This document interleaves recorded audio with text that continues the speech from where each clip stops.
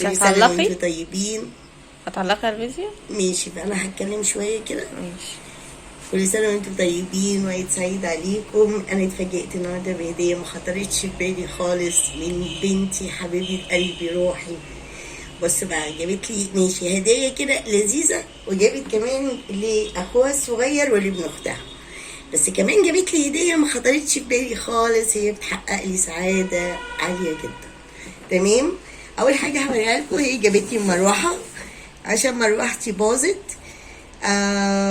هي مش عارفة اسمها ايه. هوريها لكم من جوه. بس قمر بقى، قمر فظيعة صح في الجو ده يعني بصراحة، عشان أنا ما عنديش تكييف. خدي يا سوسو كده حطي الفيشة.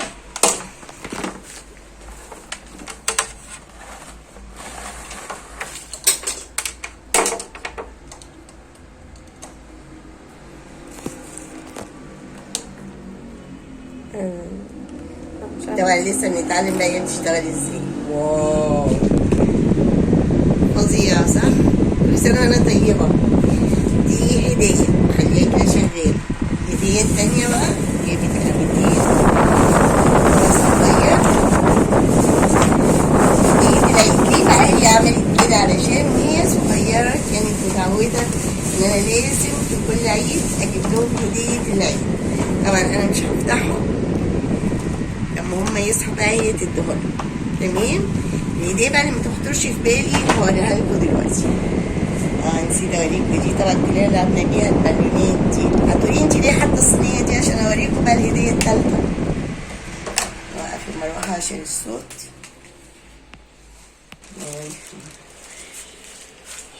بصوا بقى الجميل، بصوا القمر.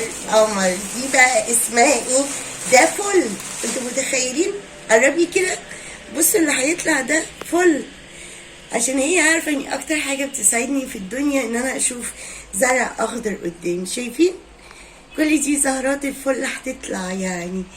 واو واو، يعني حاسه بسعاده غير عاديه بصراحه. دي حاجه. تمام. هوريكم ايه الهديه بتاعتي.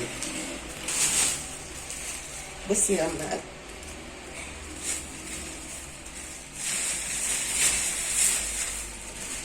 يعني بصوا بقى الجميله دي. يا خرابي، اسمها تقريبا جاردينيا. انا اتفاجئت ان هي نبات ظل، وانا بعشق نبات الظل. ليه بقى؟ بحب احطه جنب السرير بتاعي على الكومودين، وبحس كده بطاقة. وجربوا كده والله، يعني نباتات الظل دي اللي هي تبقى جوه كده المكان قد ايه بتديكوا شعور بالراحة.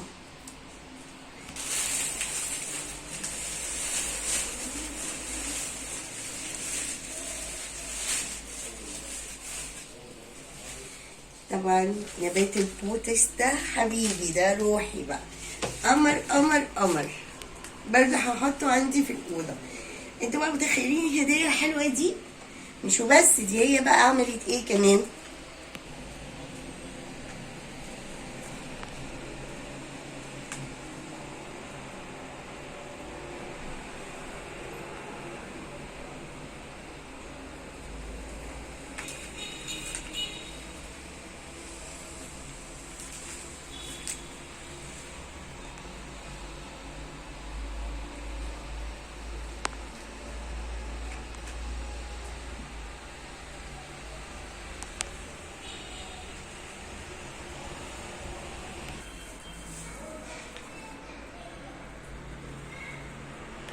وطبعا هي عارفه ان انا نقطه ضعفي المانجا.